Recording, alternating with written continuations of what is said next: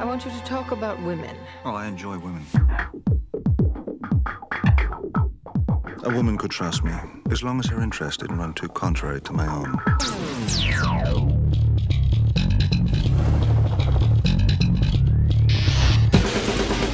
This painting is worth $100 million. They shut off the air to drive out the tourists. Then they close the gates to keep everybody out. Diversion. Make a lot of noise over there. So over here in this room, you can take $100 million off the wall and waltz right out the front door. Oh, that's good. Oh, yes. Do we know each other? Not yet. I'm Catherine Banning. And whose head are you after? Yours. You're enjoying something, a worthy adversary? An entertainment.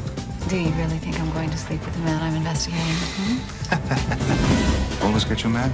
Mm-hmm. Think you'll get me? Oh, I hope so. Oh, this must go over. With whom? Whomever you bring here. I never bring anyone here. Well, you got your hand caught in a cookie jar now. How are you going to get out of it? You don't believe it's possible that you could ever trust me, do you? You're transferring assets, getting ready to run. Suppose I did run. Then what would you have? Not the painting, $5 million fee, and not me.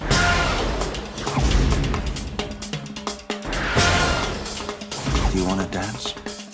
Or do you want to dance? I want you to do your job. Because right now, you're acting like a junkie. This is about money. It's not about the money. We like the chase. I can leave here tomorrow. So can you. How can I possibly trust you? I'm gonna trust you.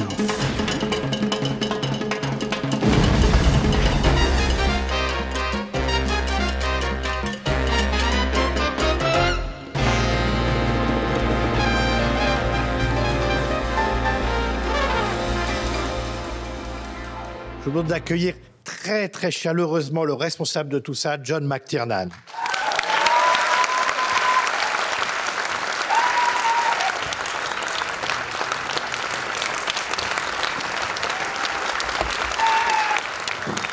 Did you like the movie?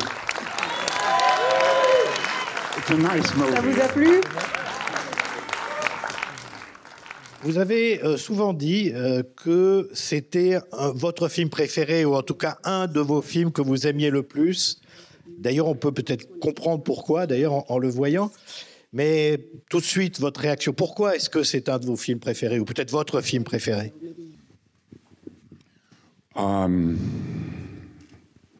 I had a very good relationship with the studio.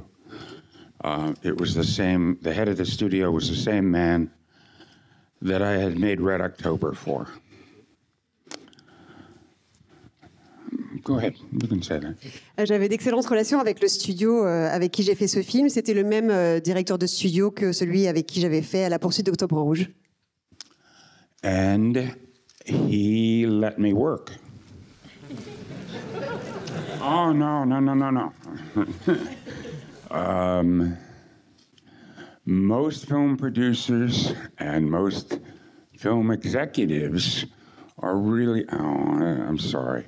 Somebody will start saying that I'm depressing or something, but what they're most after is bragging rights. You know, this is the movie I did. Right? And they often aren't very good at it. So it's wonderful when, if you're trying to make a good movie, someone lets you work. It's actually rare. Joel Silver and Larry Gordon let me work. They didn't let me work much the first time, but when I did Predator for them, but well, by the second half of Predator, they were letting me work. But by Die Hard, they let me work. And the head of the studio here was a man named Frank Mancuso, and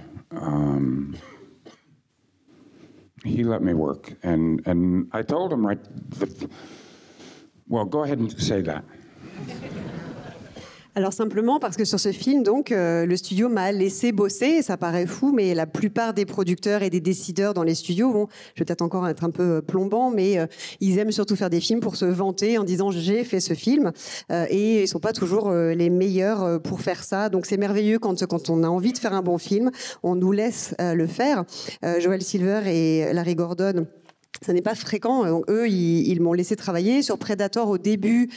Pas de temps, mais de plus en plus au fur et à mesure que le film avançait. Et ensuite, ils m'ont vraiment complètement laissé les coups des franches sur Piège de cristal. Et ici, donc, c'est Franck Mancuso, pareil, qui m'a laissé le champ libre.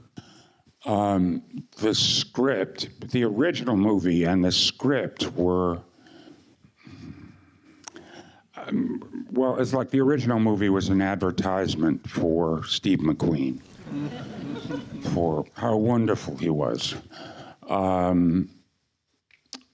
And even this script was sort of that. I'll get in trouble, but, you know, like Tom Cruise makes an awful lot of movies that are really about how wonderful Tom Cruise is.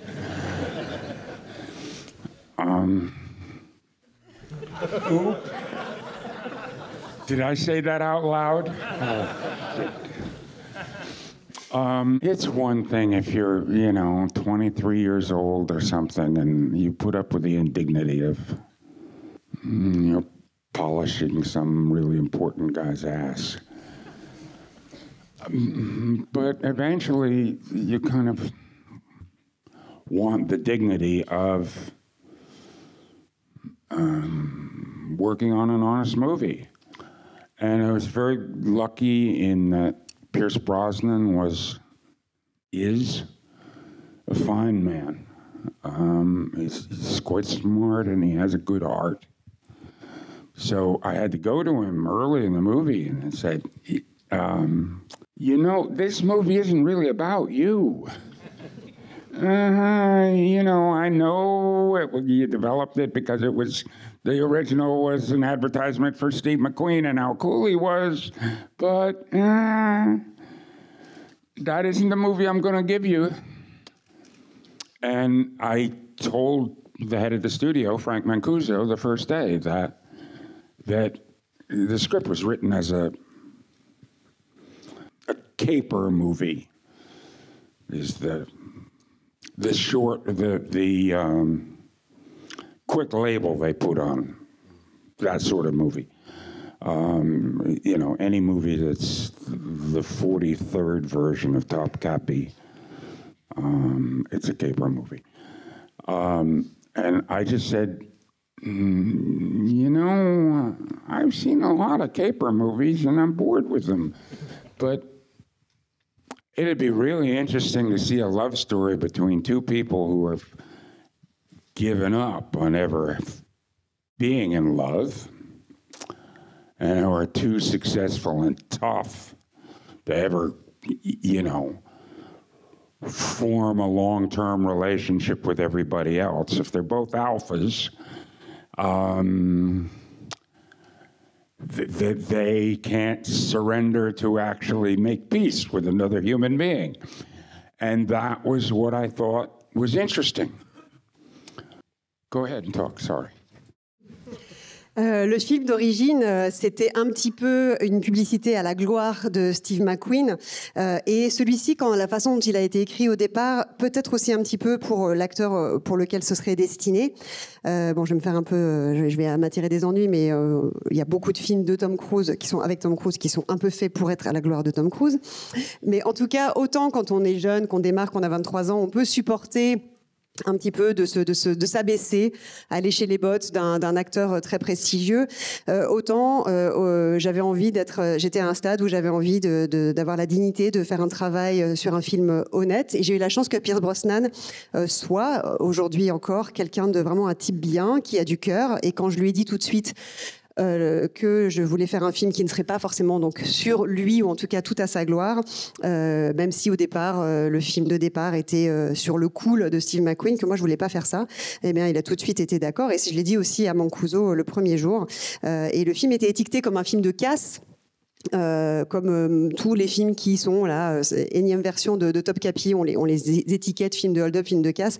Et je disais que j'en avais vu beaucoup et que ça m'ennuyait quand même pas mal, mais que je trouvais ça plus intéressant d'en faire une histoire d'amour sur deux personnages qui sont assez durs, qui ont un caractère assez fort, assez dur, qui réussissent dans tout ce qu'ils font et qui ont renoncé en fait à tomber amoureux parce que ce sont deux dominants qui n'arrivent pas à se laisser aller à une relation avec un autre être humain.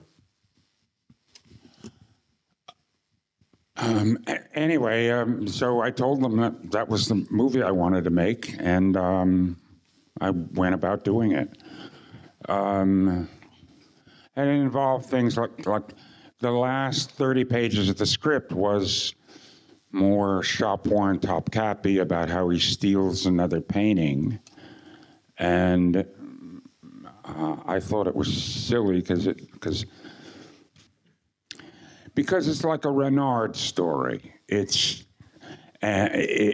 You're watching the fox outwit the farmer, right? And that's all they want to see. It doesn't matter. You don't need all the computers and hanging from the ceiling and doing all this. All you want to do is watch the fox make a fool of the farmer. Get the farmer really mad so he stamps his feet. It's just like in a cartoon. So I said, let's do that. And not bother with all this high-tech theft stuff. Go ahead.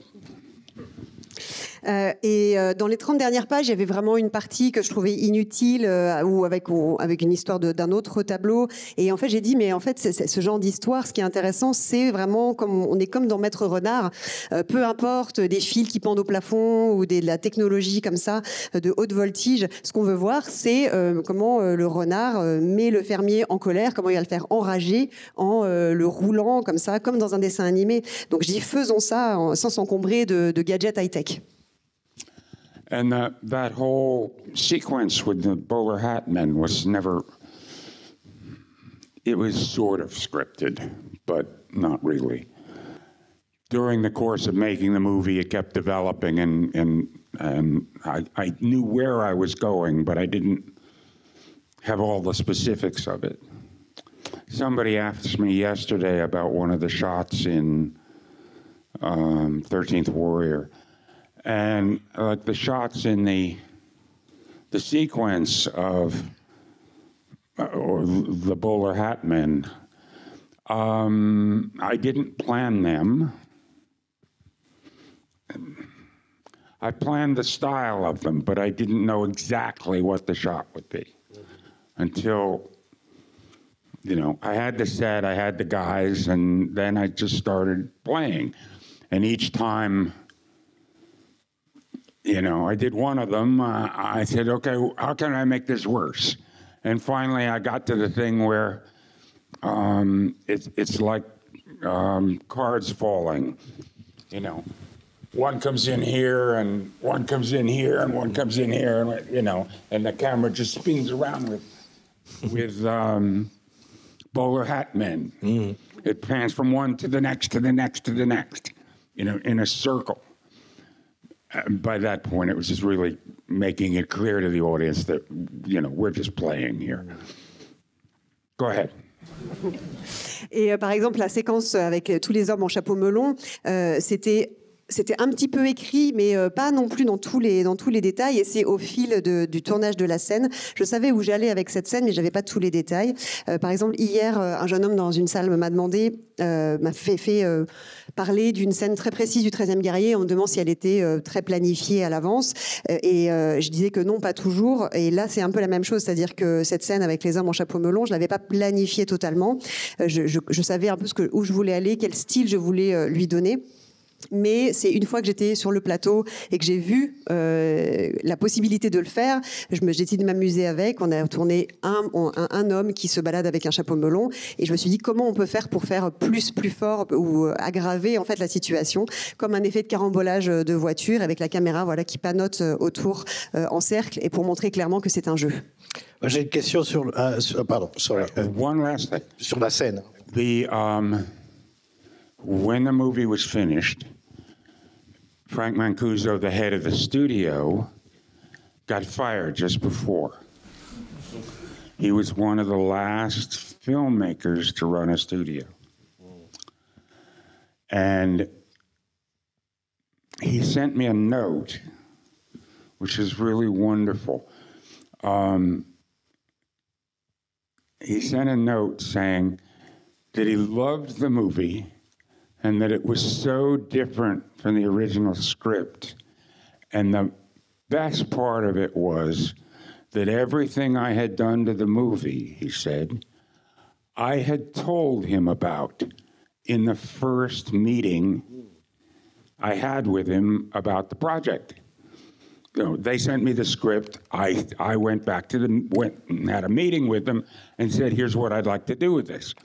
And Frank said in his note that it was a very rare experience for a studio head and that he treasured it. And I treasure the note. Et peu avant que le film se termine, Frank Mancuso, donc le chef du studio, a été viré. Et c'était triste parce que c'est un des derniers réalisateurs qui dirigeait un studio. Et il m'a envoyé un petit mot qui m'a énormément touchée en me disant qu'il adorait le film et que le film était très différent du scénario original. Et c'était ma patte que j'avais mise et que ce qui était encore le meilleur aspect de ce film, c'est que tout ce que j'avais fait dans le film, je lui avais exposé dès le premier rendez-vous qu'on avait fait sur le projet, donc je savais où j'allais et que c'était. Il a dit que c'était très très rare pour lui comme expérience et qu'il chérissait du coup ce projet. Et moi du coup j'ai chéri ce petit mot qu'il m'a laissé. You do record all this stuff. Yes, of course. Je vais revenir peut-être sur la séquence justement du musée des hommes au chapeau melon. Parce que c'est le moment où on peut avoir cette révélation aussi, et ça rappelle ce que vous avez dit hier, c'est-à-dire en fait vous êtes un chorégraphe. La dimension chorégraphique est essentielle dans votre cinéma. Et je voulais savoir, lorsque vous avez tourné cette scène, est-ce que vous aviez déjà en tête la chanson de Nina Simone? Est-ce que vous avez construit tout ça autour de la chanson au montage? Comment vraiment elle a été tournée? Comment elle a été conçue? Comment elle est sortie de votre cerveau en fait? C'est la chanson Norman. Yes, I had that piece of music, which I'd loved from. Actually, I heard it in high school. Mm-hmm. And I just recalled it somehow. And it was going around in my head as I started working on the movie. And I don't know how to explain it, but it sort of makes the same kind of sense to me that Beethoven's Ode to Joy in Die Hard meant to me. And here it isn't quite so obvious, but what the song is about is it's the story of Job. It's a story of a man who has been abandoned by God and needs to somehow solve the problem. And it's about, and the repeat line of where you're going to run to. It just, yes, it for me embodied something about the character of Pierce's character. And it doesn't seem exactly parallel or right, I don't know why. But somehow I thought of him as doing all of this because he was running, because there was something he was afraid of, which makes no sense at all, but... Oui, j'avais cette chanson en tête, une chanson que j'adore depuis que je l'ai entendue sans doute la première fois au lycée, et j'avais un très vif souvenir de cette chanson. Pour une raison que je ne m'explique pas, je l'avais en tête pendant la fabrication du film, et elle m'a semblé vraiment être totalement en cohérence avec ce que je voulais dire dans cette scène, de la même manière que l'hymne à la joie de Beethoven dans Die Hard l'était aussi, même si ça paraît moins évident ici. C'est un peu comme l'histoire de Job qui est abandonné par Dieu et qui doit en fait résoudre ce conflit intérieur. Et pour moi, ça a incarné quelque chose de ce personnage-là, même si le parallèle n'est pas forcément évident. Mais je pense que ce personnage, il fait ce qu'il fait parce qu'il fuit quelque chose, parce qu'il a une peur. No, it's because he's been abandoned by God. It's a man who is so cool and so rich and so in his soul damned and unhappy. And he does the robberies to try to be alive. Because he's bored. Because he's in pain. Because his life makes no sense. He's simply rich, and he is unloved. He will always be unloved, which is I don't know, in my crazy head, that was the equivalent of being abandoned by God. Sorry. So that was why somehow it seemed like a theme song for him. Donc dans ce cas, évidemment, ça n'est pas parce qu'il a été abandonné par Dieu, ce personnage, mais c'est parce qu'il est tellement, il est tellement cool, il est tellement riche, mais il est malheureux et il a une sorte d'âme damnée et il commet ses vols pour se sentir vivant parce qu'il a une souffrance sans doute profonde intérieure, une vie qui n'a pas vraiment de sens et qu'il manque au fond d'amour, ce qui pour moi ce serait l'équivalent d'avoir été abandonné par Dieu, d'où ce parallèle que moi j'ai fait. There was one line, I'm sorry, just one last thing. There was one line that I never got right in the movie. I wonder if I could dub it in. There's a thing where she says early that a man sooner or later makes you messy, which is just all wrong. It should be, and I only realized what it should have been about I don't know, humiliatingly recently. What you should say is, sooner or later, every man will mess up your makeup. Every man will ruin your makeup. And that should be your attitude. And it would have been a lot better if I'd known how to say that then. Et il y a une réplique que je regrette un peu dans le film, quand elle parle de désordre, que l'homme apporte le désordre dans sa vie. Et j'ai regretté d'avoir trouvé seulement récemment la phrase un peu plus accrocheuse qu'elle aurait dû dire. C'est il y a toujours un moment, tous les hommes, à un moment ou à un autre, vont vous foutre en l'air votre maquillage. Et je trouve que dans l'attitude, c'était ça qu'il fallait faire, qui était le plus juste. Et c'est ça que j'aurais aimé trouver plus tôt. No, you were asking about choreography. Mm-hmm. Yes. Do you want to ask more about that? You have to answer. Okay. Comment vous avez, comment la scène des chapeaux melons, comment on la réalise, alors vous avez parlé des plans que vous avez tournés dans le musée, après la musique, le montage, comment ça se fait concrètement? The honorable answer to that is I really don't know. Mm-hmm. It seems to me that something I've always working on was a cinema of an active narrator. Mm-hmm. That the camera itself was the storyteller, and that he had an attitude.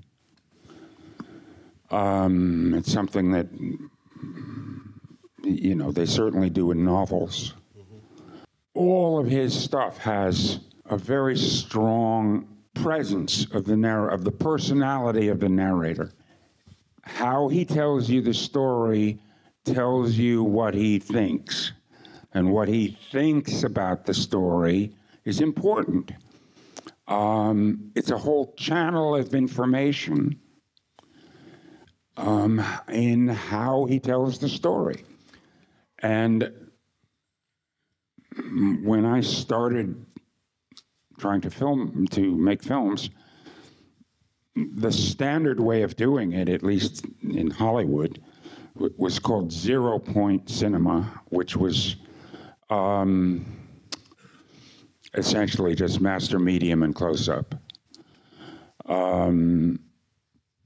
So that you could shoot anything, you knew exactly how you were supposed to cover it, and any editor can put it together, and it's done. And every movie looks standard, works fine. But it ignores that whole channel of information to the audience of the attitudes and the personality. No, it's the attitudes of the person telling the story. And I always would try to have the camera become that character in the story. Alors, si je suis vraiment honnête, je vous dirais que je ne sais pas exactement comment elle a été tournée, mais en tout cas, j'ai toujours essayé dans mes films de rendre le narrateur un peu acteur et que ce soit la caméra un peu qui raconte l'histoire. Donc, dans Slaughterhouse 5 en français. Abattoir 5. L'abattoir 5, tout simplement. On sent vraiment une présence forte de la personnalité du narrateur, et donc on sait ce que le narrateur pense de l'histoire qui est en train de se dérouler. Ça devient vraiment un canal d'information pour le spectateur ou le lecteur. Et donc quand j'ai commencé moi à faire des films, la norme c'était pas du tout ça, c'était ce qu'on appelait le zero-point cinéma, donc où on se contentait de plans larges, plans moyens, gros plans, pour que n'importe quel monteur ensuite puisse en faire quelque chose, et ça devenait des films un peu standardisés, uniformisés. Mais tout ça c'était un peu au mépris de ce canal d'information. Et moi ce que j'aimais c'était justement d'avoir de sentir l'attitude, l'esprit de la personne qui raconte l'histoire. Et j'ai essayé, je me suis efforcée toujours que la caméra devienne ce personnage. Now, I was absolutely not the first guy to do that. I'd love to claim that I was, but, you know, there were these talented amateurs who were messing around with it before I fixed it. Like Fellini and Bertolucci, Truffaut, you know, some of the amateurs like that who were working in their garage with the idea. Alors, j'étais pas le premier à le faire, hein, même si bon, il y a eu quelques amateurs vaguement talentueux avant moi qui l'ont fait, des mecs qui travaillaient dans leur cave, hein, Fellini, Bertolucci, Truffaut. Peut-être la réponse à ma question, c'est ce que vous avez dit un jour à une interview. Vous avez dit qu'un cinéaste, c'est un mélange d'artiste et d'ingénieur. Yes. Well, filmmaking is. It's an enormous amount of engineering and knowledge of engineering, if you will,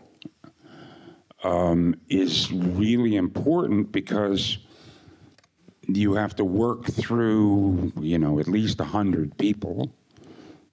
Or if it's a big movie, it's 150 people, 200 people. And they all have, or many of them have highly technical skills and activities. And organization is terribly important.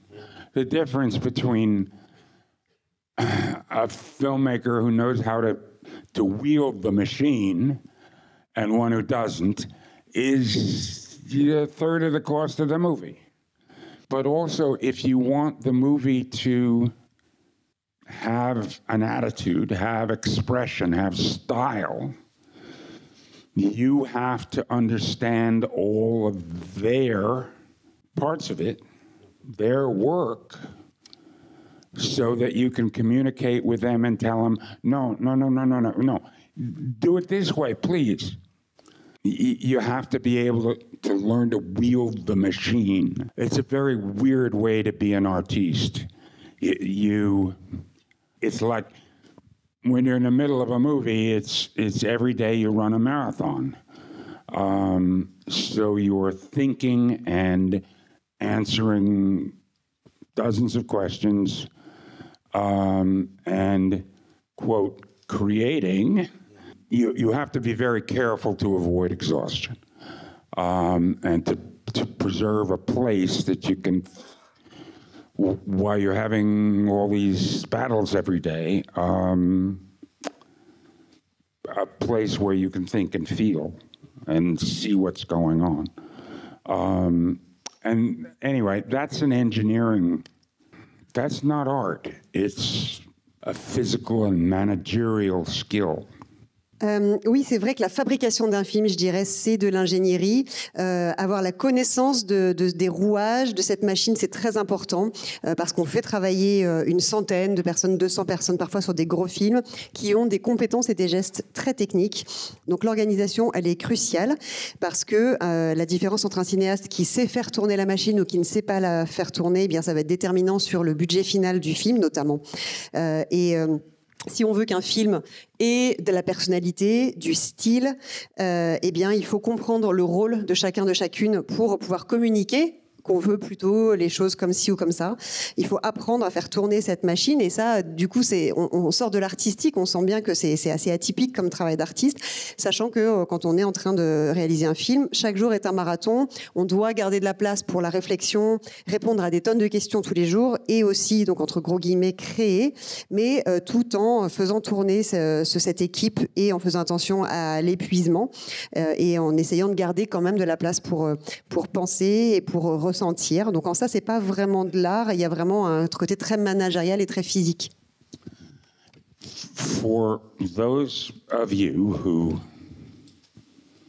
are thinking of or want to become filmmakers, there's actually a book that's really useful, and you'll laugh because it's about as far from movie making as you can imagine.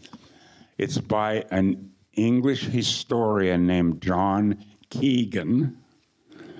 I'm sure it's available in French.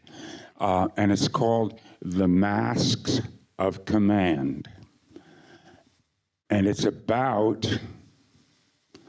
I don't know, 4 or 5 generals through history and the way they wielded the machine they had to wield. How they presented themselves to their armies and how they motivated their armies.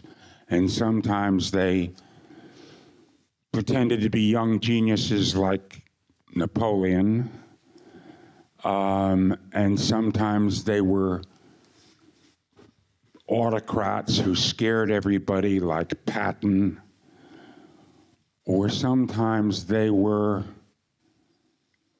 ordinary men, common men, who simply had studied very hard and should lead the army because they had more skill at doing it than any of the rest of us around here.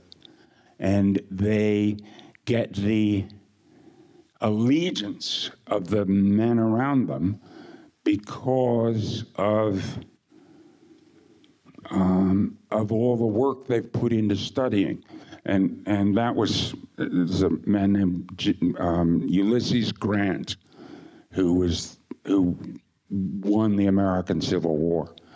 And he wore a regular coat that even, it was an officer's coat, but all the officers wore it. It was the standard issue coat. He lived in a standard issue tent. He lived in the field with his soldiers.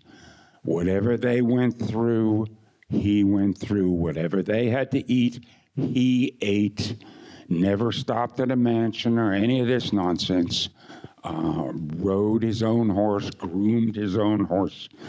And yet he had, you know, at that point, 20 or 30 years of study in how to have we, the army, be productive and not get killed. And that is deeply ingrained, became deeply ingrained in the American military culture, and still is. And it was the way he moved an army, or got the allegiance of an army. And for those of you who want to be filmmakers, that is a task you have to do. You have to find a way to keep, because everybody working on the crew is there because they like movies and because they know a lot about movies. And a lot of them would like to be directors. So you better know what you're doing.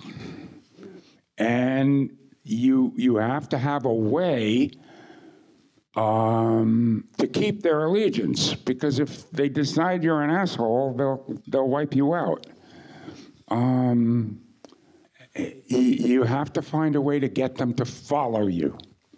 Anyway, that book, The Masks of Command, is really useful for that idea, those ideas.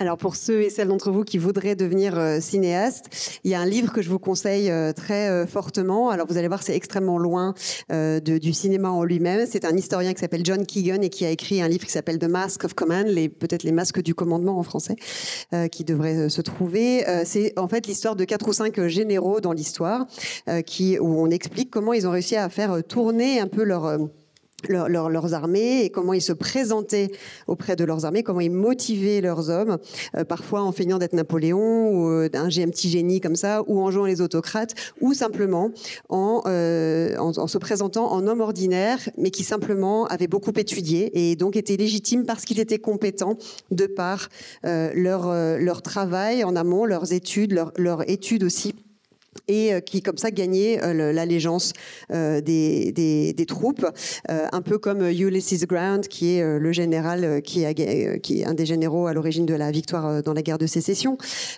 qui en fait portait une tunique qui était ordinaire, d'officier standard, et qui dormait sous la tente comme les autres hommes et qui était vraiment sur le terrain, qui travaillait avec eux et mangeait la même chose que les hommes, mais il avait ce bagage d'études, de formation sur comment rendre une armée productive et comment éviter que les hommes se fassent tuer. Donc ça, c'est quelque chose qui est très ancré dans la culture militaire américaine, et c'est comme ça qu'il a réussi à obtenir que les hommes le suivent. Quand vous êtes cinéaste, vous avez exactement cette même tâche, parce que tous les gens qui travaillent sur un film adorent les films, et beaucoup ont envie d'être cinéastes, donc vous avez intérêt à savoir ce que vous faites pour pas vous faire renverser d'une certaine manière, et pour faire en sorte qu'on vous suive.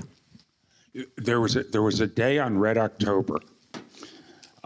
We had been out on ships or boats or something with Sean, and we had to come back in, and we're going to move, and now we're going to go work on land. And so there were all these cases that had to get offloaded off the boats, and I have always, I'm probably too old now, but I have always simply joined in when there was work that had to be done. Just behaved like I was a member of the crew. I still have a broken toe from being one of the guys carrying a dolly on Nomads, and we dropped it on my foot. But anyway, we had to make this move, and we were trying to make it fast, and so I just grabbed some cases on the way off the boat and took them out to the truck. And Sean Connery, who was next to me, saw me do it, and he picked up cases too, and took cases and carried them out to the camera truck.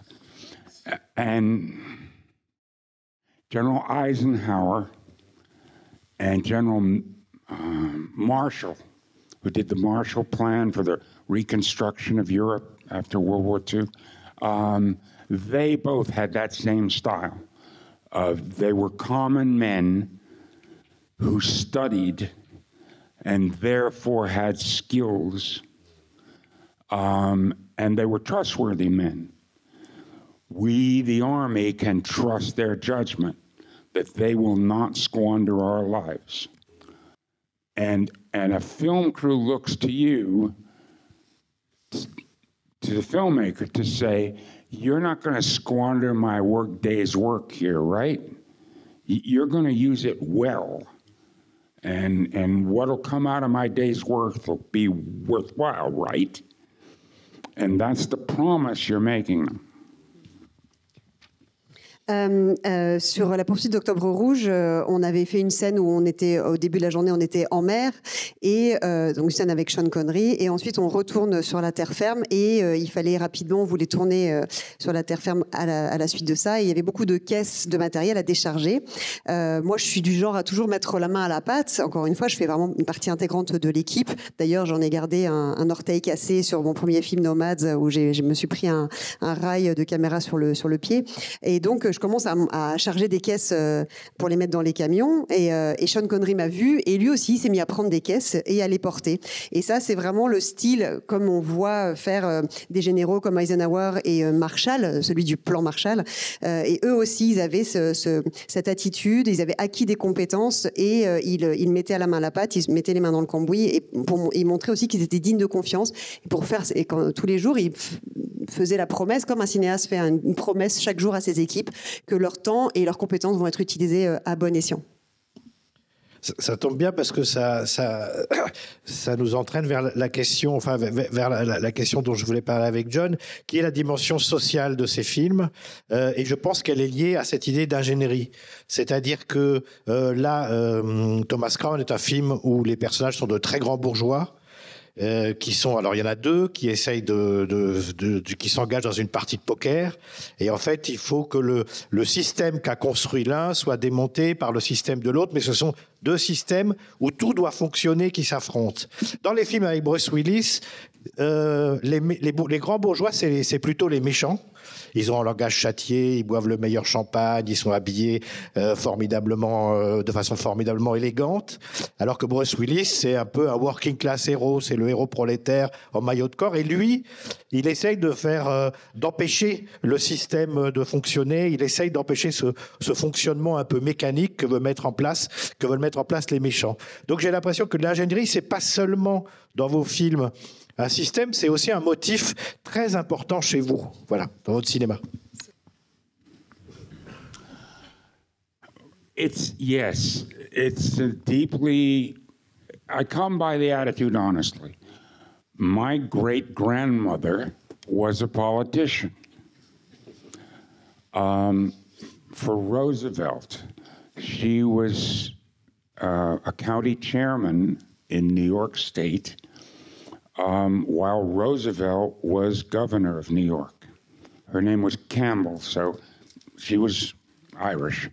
But she spent her time going to the Polish social clubs and the Italian gambling things, and the Ukrainian halls, the Jewish synagogues, but to all the groups of immigrants in New York State, who were all on the outside. You know, everything was owned by the blue bloods, who'd been there for 300 years or something. And then there were all these people who had immigrated and were, you know, it's that line about they took a shower at the end of the day. They were working class people. And she spent her time convincing all those people that they had more in common with each other than they did with the rich people who owned everything, and that they should not give in to racism and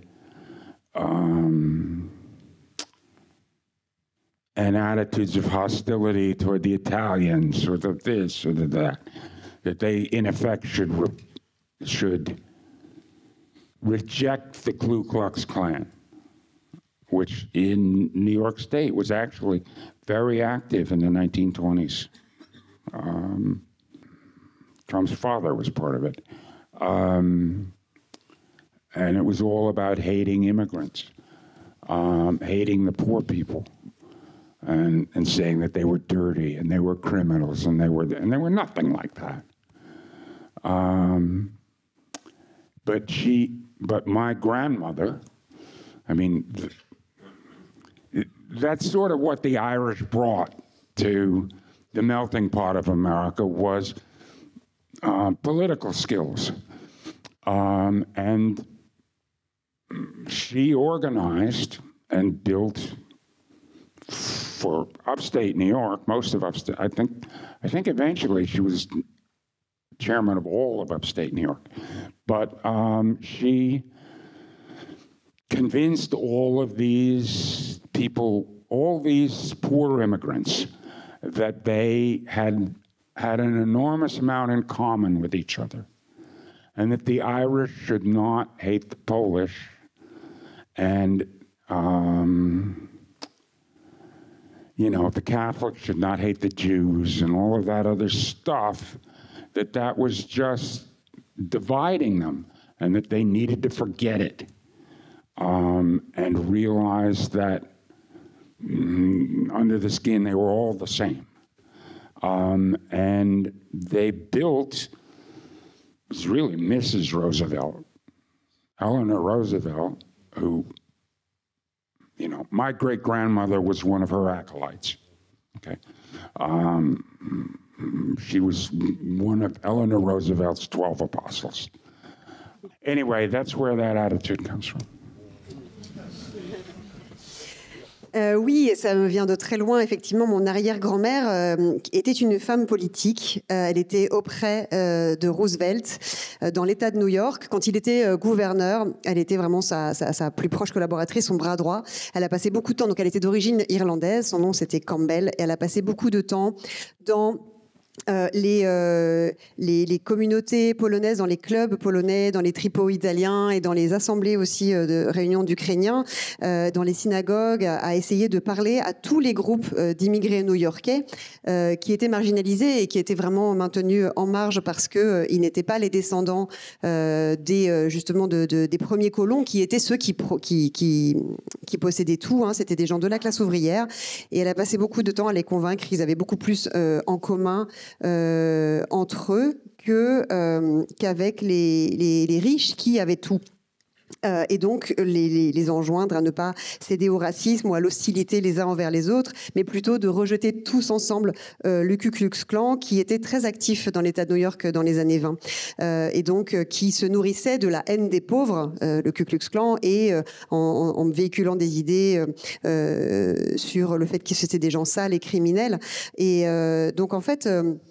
Vraiment, ce que les Irlandais ont pas mal apporté dans le melting pot américain, c'est vraiment cet art de la politique, ce sens politique. Et elle a réussi à convaincre tous ces immigrés pauvres de ne pas se diviser, de passer outre leurs différences. Et ma grand-mère, mon arrière-grand-mère, était une des 12 apôtres, plus ou moins, de Eleanor Roosevelt. Donc c'est de là que, je pense, ce sens social me vient.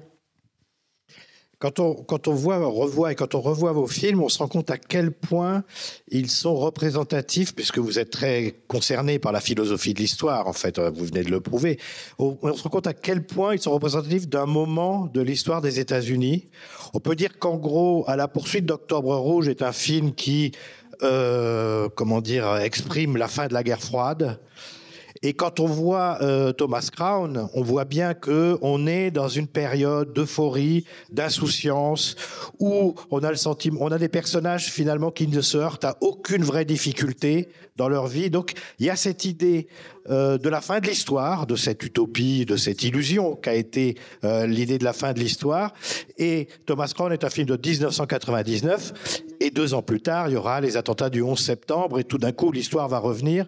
Mais quand on voit notamment vos films d'action, où l'action est prise à la fois très sérieusement, mais avec aussi une certaine distance, vous incarnez un moment du cinéma américain qui représentait un moment de l'histoire des États-Unis. Une espèce de parenthèse dans l'histoire des États-Unis qui va se refermer, et on va repartir dans une période, voilà, plus inquiétante, plus sombre, plus menaçante, et c'est pas l'actualité qui va nous le démentir aujourd'hui. Voilà, je voulais vous.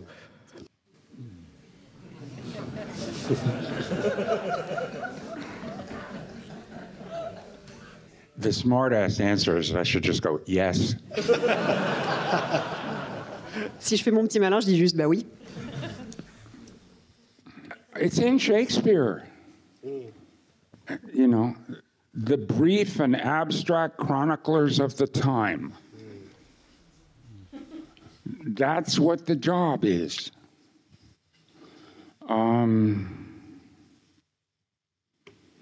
You know, the instructions are right there. I mean, I don't know French dramatic literature. I mean, Feydeau, but the English language is enormously lucky that all of drama, the instruction sheet for anyone in the world who wants to make entertainment somehow on a stage or on film or a radio play or whatever, the instructions are all right in Shakespeare, all of it. It's an amazing set of documents that way. Anyway. En fait, tout est dans Shakespeare. Hein. Les chroniqueurs abstraits de l'époque, c'est vraiment ça notre rôle. La consigne, elle est déjà donnée par lui. Je ne connais pas les grands auteurs dramatiques français, mais la langue anglaise et la culture anglaise, anglophone, ont cette chance d'avoir la feuille de route pour tout dramaturge, pour tout scénariste, pour tout écrivain, qui était déjà donnée dans Shakespeare. Alors, avant de donner la parole à la salle, j'ai deux questions en une, enfin, mais qui sont liées en fait au rôle du cinéma, c'est-à-dire en gros, que peut le cinéma est-ce que le cinéma peut être une arme politique puissante et efficace? Et dans l'interview que vous avez accordée au Monde il y a 2 jours, là vous pensez qu'il y a une partie du cinéma qui est à peu près le contraire, et notamment une grande partie du cinéma hollywoodien aujourd'hui. Et donc je vous cite parce que c'est une phrase qui mériterait d'être développée. Vous avez dit, si la seule histoire digne d'être racontée concerne une créature inhumaine, vous faites en réalité une déclaration politique majeure à toute une génération. C'est-à-dire que l'inhumanité, quand elle est dans le cinéma, quand elle est le sujet du cinéma, tout est perdu. Et quand elle devient majoritairement le sujet du cinéma, peut-être avec les personnages de super-héros, etc. C'est-à-dire tout d'un coup, on quitte l'humanité, ce que vous n'avez jamais fait dans vos films, même si vos personnages sont parfois plus grands que nature, ils tombent de très haut, ils se relèvent, un peu comme des personnages de cartoon, mais ils restent humains. No, it's a structural problem, and it's follow the money.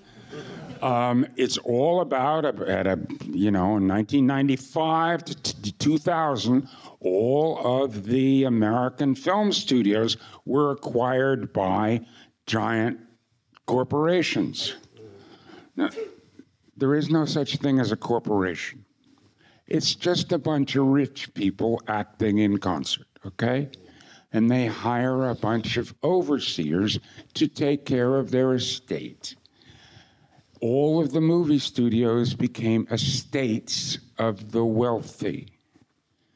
Now, they can't really make movies about glorifying wealthy people. Yeah, you did. Those aren't, well, okay.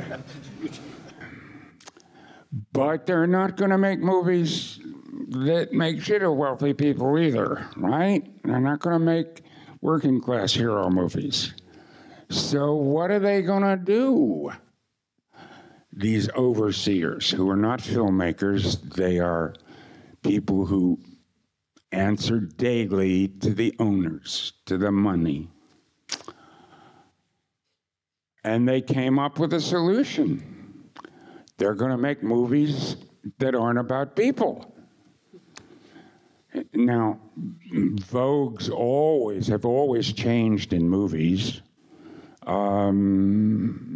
Every 5, 8, 9 years, You know, they made Westerns for maybe 12 years. And they made movies about really cool detectives for 6 or 7 years. And they made Doris Day rom-coms for 10 years. And there are all these vogues, and they keep changing. And somebody comes up with a new thing, and they all go do that.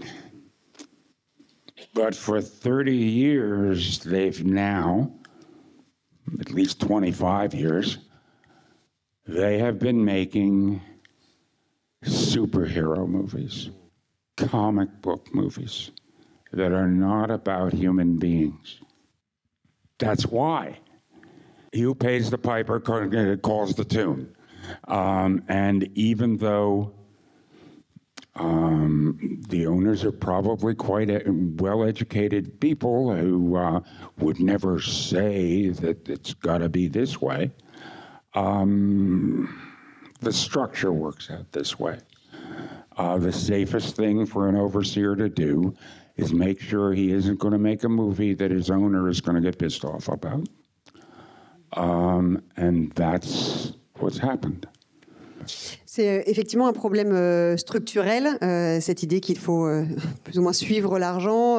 À partir des années 95-2000, on voit les studios être rachetés par des grosses multinationales qui sont simplement en fait des riches qui agissent pour les riches et qui engagent des superviseurs pour en fait simplement entretenir leur richesse, leur patrimoine.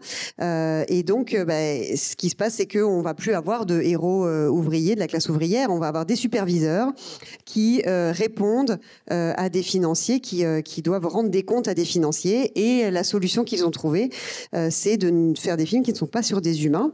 Il y a eu différentes modes au fil des ans dans le cinéma, des modes changeantes dans les films, à peu près tous les 5 ou 8, 9, 10 ans. Des westerns, on en a fait pendant à peu près une douzaine d'années, des polars avec des enquêteurs assez cool, un effet cool pendant 6-7 ans, des comédies romantiques à la Doris Day pendant 10 ans, et puis là, il y a une nouvelle idée à chaque fois et tout le monde se précipite, sauf que là, ça fait à peu près 25 ans qu'on fait des films de super-héros adaptés de bandes dessinées sur des non-humains. Et ça s'explique par cette idée de propriété et de superviseur qui joue la sécurité en essayant essentiellement de ne pas énerver les gens qui sont les propriétaires de tout ça. Right now, in France, you still have an exhibition industry. People still go to the theaters. In the States, they don't. So there are these everywhere, all over the country. There are these giant, 12-screen theaters with 50 hectares of parking lot, and on a Saturday night, they have 8 cars. Now, this happened once before, when television first came out. But the men who were running the film companies then fought back, because they were filmmakers. And they made widescreen movies. They made much better color. They got wonderful music and sound. They got you an experience that you couldn't get on your little TV at home. And they got another 75 years out of the industry, at least 50. But looking at the structure again, the people in charge of the studios now are not filmmakers. They're just paying attention to the money. They won't know how to fight. They don't know how to fight. And what's going to happen is they are going to milk the residual value in the names of the movie studios for as long as they can, and then it'll get sold off or something. And you're going to find this just a crazy thing. But if someone in France was ambitious and had a backer, you could move the center of the world cinema industry here. In fact, you give Joel Silver and me $1 billion to work with, and we'll move the film industry to Paris. Because the overseers for the wealthy sitting in the offices in Los Angeles now don't know what to do. En France, vous avez encore une culture de la salle, hein, de l'exploitation cinéma en salle, ce qui n'est vraiment plus le cas aux États-Unis. On voit des multiplexes, 12 écrans avec des milliers de places de parking où le samedi soir, il n'y a que 8 voitures garées. Ça, c'est déjà arrivé une fois aux États-Unis dans l'histoire, au moment où la télévision a débarqué dans les foyers. Mais il y avait des gens encore à ce moment-là dans le secteur du cinéma qui étaient donc, les gens à la tête des studios étaient encore des fabricants de films, des réalisateurs, des cinéastes. Et ils ont contre-attaqué en améliorant la couleur, la musique, le son, pour créer une expérience unique qu'on ne pouvait pas avoir sur sa télévision chez soi. Et grâce à ça, ils ont regagné une grosse 50aine d'années dans le cinéma. Aujourd'hui, on n'a pas ça parce que les gens à la tête des studios regardent simplement l'argent et ils ne savent pas quoi faire pour contre-attaquer. Ils sont incapables de contre-attaquer. Ils n'ont pas les moyens. Et donc, ils vont continuer à traire puiser à la source jusqu'à épuisement, jusqu'à plus soif, avant de éventuellement revendre tout. Et vous allez trouver ça fou, mais je pense que si en France, on trouvait quelqu'un d'ambitieux, on pourrait déplacer le centre névralgique du secteur du cinéma ici en France. Si vous donnez à Joel Silver et à moi $1 petit milliard, eh bien on déplace ici le cœur du secteur cinématographique parce que les superviseurs des riches à Los Angeles, eux, ils savent absolument pas quoi faire. De toute façon, ils sauront rien faire et nous, on pourra le faire.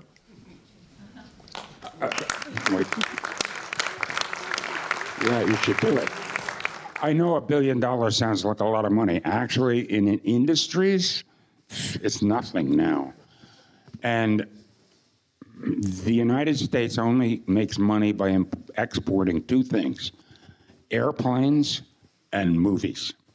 And movies are almost as big as airplanes. It's the only industries in the United States that make money. Et en fait, il faut avoir en tête que ça paraît énorme, $1 milliard, mais en fait, c'est pas grand-chose au regard de ce que ce secteur, cette industrie, parce que c'est vraiment une industrie de ce qu'elle pèse aux États-Unis. Dans la richesse américaine, on exporte deux choses essentiellement, des avions et des films, et vraiment, ce sont les seules industries qui rapportent de l'argent. Alors, est-ce qu'il y a quelques questions, réactions? Merci. Alors, en regardant toute votre filmographie, depuis Nomade jusqu'à Basic, il y a un élément qui est présent dans tous les films.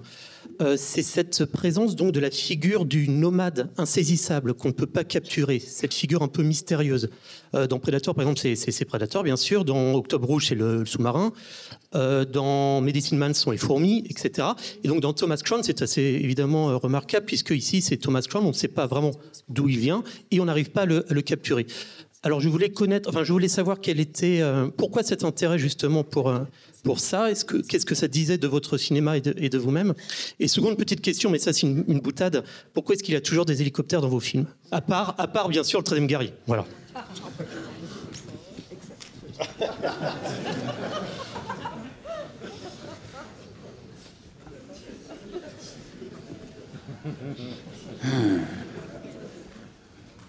I don't know. I don't know about the chopper thing. That's Pour l'hélico, je sais pas. screenwriters put that stuff in. C'est les scénaristes qui les mettent. No, actually, there's a reason. Stories often begin when when a man or sometimes a woman arrives at the place, whatever it is, wherever the place is. Arrives. The story begins when this person arrives. So, enormously imaginative filmmakers say, well, he rode a helicopter in and landed. About the other stuff, wow, I don't know. Look, you work with whatever you can. You try to remember the stories when you were a kid. Chases are wonderful. Mystery creatures. You know, the elephant behind the curtain. This possibly terrifying thing that's making all this noise out there and you don't know what it is.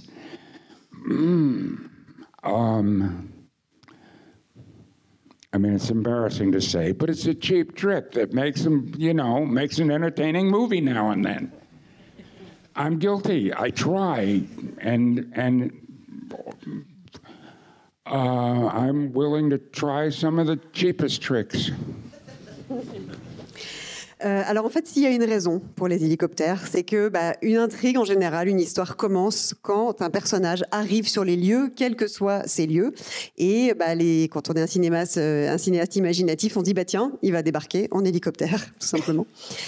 Pour le reste, je ne sais pas, on travaille en tant que quand on est créateur d'histoire, on travaille avec le matériau qu'on a et aussi à travers ses souvenirs d'enfants, à partir de ses souvenirs d'enfants.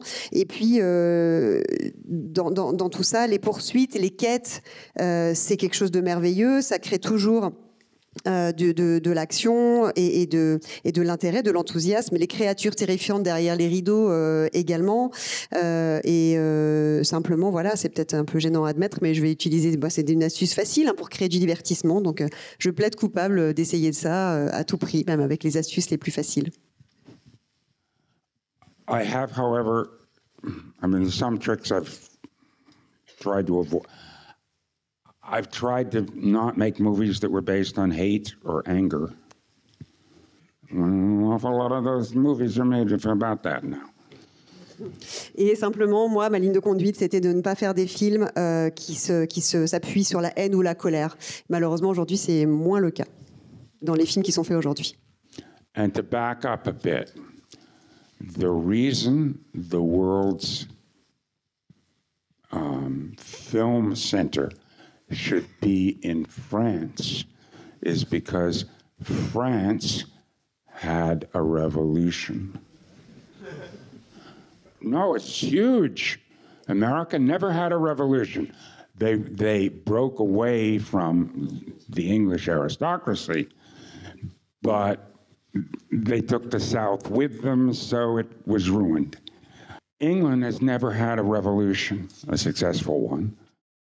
And France is very different because you've had a revolution. It's deep in everyone's mind. You are all citizens. Period. You know, there are no kings. There are citizens, and it's in your children. It's in your genes, and that attitude should be, it's why you could be trusted to maintain a world industry, and why people like you should be caring for and operating a world industry, because you're dependably not evil. In that one clear regard. The difference between countries that have had a revolution and those that haven't is enormous. The difference between here and England is enormous and very deep. Pour revenir à ce que je disais tout à l'heure, si le centre névralgique du cinéma devrait être en France, c'est parce que la France a connu une révolution. Les États-Unis n'ont pas vraiment connu de révolution dans le sens où ils ont simplement rompu avec le pouvoir britannique. Mais ensuite, comme ils ont emporté le Sud avec eux, ça a un peu tout gâché. Le Royaume-Uni n'a jamais eu de révolution réussie. Et la France est donc unique grâce à ça. Donc du coup, c'est ancré dans les esprits de tous les Français qu'il n'y a que des citoyens, il n'y a pas de roi. Et depuis enfant, vous avez ça en vous, c'est même dans vos gènes. Et c'est grâce à cet esprit qu'on sait qu'on pourrait faire confiance à la France pour prendre soin et faire fonctionner cette industrie avec, au fond, le fait qu'on puisse compter sur le fait que vous allez agir pour le bien. You are optimist. About what? About France. A little bit, okay. Whether I'm an optimist or not. Yes, I'm sure you have loads of flaws, but in that one particular regard, you are unique right now in the world. Oui, vous avez des défauts, mais je pense que là-dessus, vous êtes vraiment unique au monde aujourd'hui. Look, the Russians had a revolution, but shortly after, they were recaptured by the Okhrana. The Tsar, like they wiped out the entitled aristocracy, but the aristocracy's secret police wound up owning the country. And it was, the Tsar's secret police was called the Okhrana. And since 1930 or so, they have ruled Russia. And every 10 years they change their name, but it's still the same institution, okay? It's a failed revolution. You have a successful revolution. 250 years later, the ideas of Danton and Thomas Paine and all those ideas are all still deep in your hearts. And that's important. Et par exemple, un pays comme la Russie, qui a eu une révolution, en fait, il y a eu assez rapidement donc une autre forme d'aristocratie après avoir rejeté celle qui était au pouvoir, avec une sorte de police politique secrète qui a changé de nom après tous les 10 ans. Et donc, il y a vraiment que vous qui avez eu une révolution réussie et grâce à laquelle les idées de cette révolution de Danton et autres persistent et vraiment perdurent aujourd'hui. Et ça, c'est très important. Bonsoir, Monsieur McTiernan. Ma première question est autour de Thomas Crown. Just here. Hello. No problem. Ma première question, c'est pour rester en rapport avec le film, est-ce que c'est une réponse au Die Hard-like, à tous les espèces de faussaires qu'il y a eu à Hollywood après le succès de Piège de cristal? Et de manière plus globale, depuis 25 ans, est-ce que vous trouvez, grâce aux yeux d'un réalisateur qui aurait pu, à Hollywood ou ailleurs dans le monde, un peu reprendre votre vision à vous? C'est plutôt si un réalisateur trouverait grâce à ses yeux. C'est ça. C'est ça. Oh, no. Come on, of course. Of course there are. But you need honest executives who will let them work. Oui, bien sûr qu'il y en a qui trouvent grâce à mes yeux aujourd'hui, bien sûr, évidemment. Mais pour ça, il faut que les studios les laissent travailler. Bonsoir, Monsieur McTiernan. Par rapport à tout ce que vous avez dit par rapport à l'industrie, si éventuellement on n'arrive pas à vous embaucher, vous et Joël Silver en France, est-ce que vous pensez éventuellement que aux États-Unis ça pourrait changer ou alors on est foutu?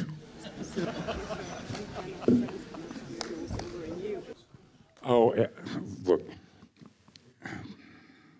The agora, the gathering of a society in a particular place to collectively hear a story, is a 5,000 or 8,000 year old human activity.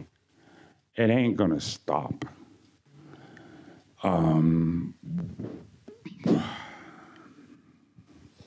What goes on in the States, I have no idea. People get very upset with me if I try to talk about it. It's terrible. Years ago, 10 years ago, in Deauville, I started talking about that there was so much right-wing propaganda happening in the United States that something terrible was coming. I was right. I guess the most accurate answer is it'll get worked out, but I won't live long enough to see it. Je crois que le principe, la notion de l'agora, du rassemblement d'une société de façon collective pour écouter des histoires, c'est une tradition, une activité humaine qui dure depuis des milliers et des milliers d'années, et ça ne va pas s'arrêter comme ça. La situation aux États-Unis, je ne sais pas exactement, mais j'énerve beaucoup de gens quand je parle de ça. Dès 2014, il y a 10 ans, quand j'étais à Deauville, j'avais commencé à dire qu'il y avait tellement de propagande de droite aux États-Unis que ça allait sans doute mal se terminer. J'avais raison, malheureusement. Et je pense que tout ce que je peux dire, c'est que la réponse, sans doute, la plus exacte, c'est de dire que ça finira par se résoudre. Mais malheureusement, je pense que je ne vivrai pas assez longtemps pour le voir. It's wonderful the way Europe is recognizing its value, recognizing its strength, recognizing how important it is. Collectively, Europe. That is wonderful.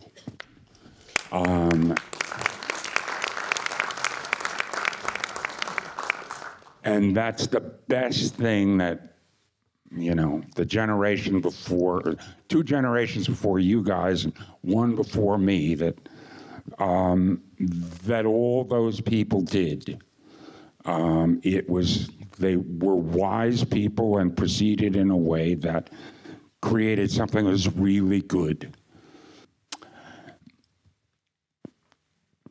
I have a bit more to say on that. It's not political, but...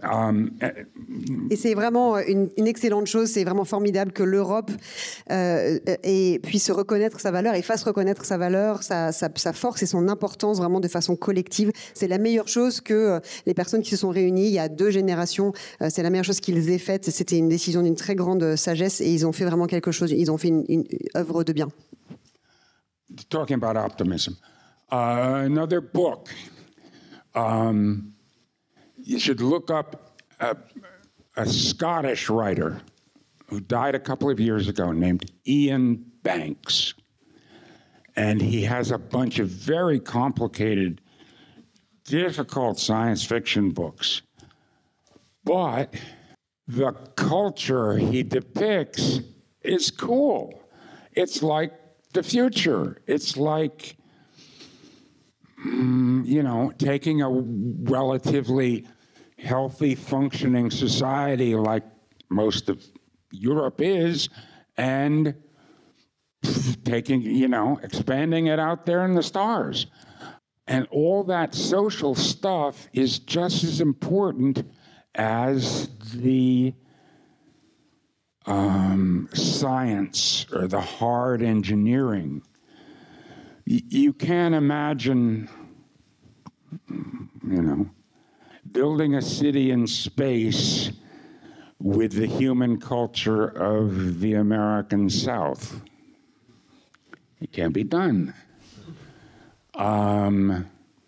Building a city in space with the culture of Russia. It ain't going to succeed. The cultural things are really important. They're just as important as all the science, which is why, you know, this sort of stuff is just as important as for all you people who would like to work in film or are studying, or those of you who simply want to know more about it. It's not an avocation. It's not the silly entertainment. It is just as important as the engineering that builds moon rockets. We can only become,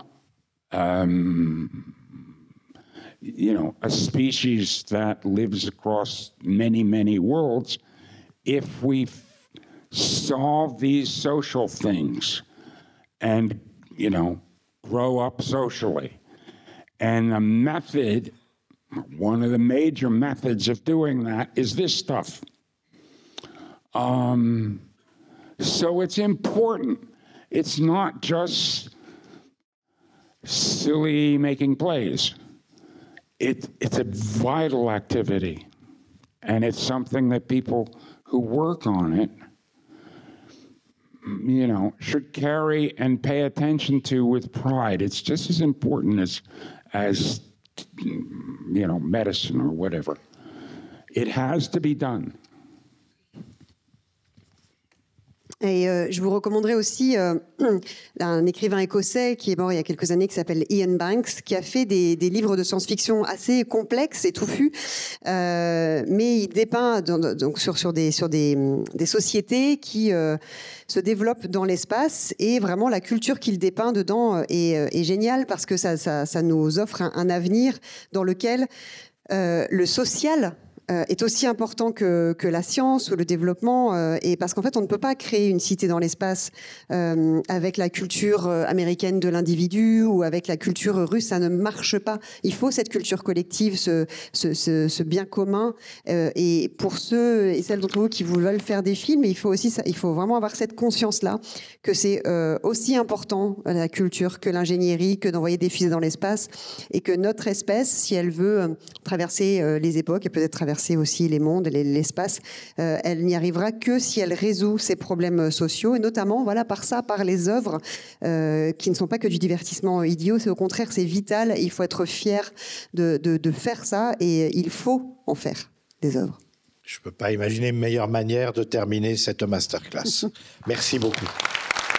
Well, there is a screening, but I have a gift for you. I have a gift for you.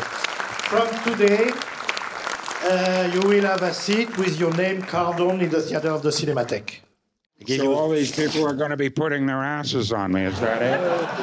Donc il y a plein de gens qui vont poser leurs fesses sur mon siège. Thank you very much.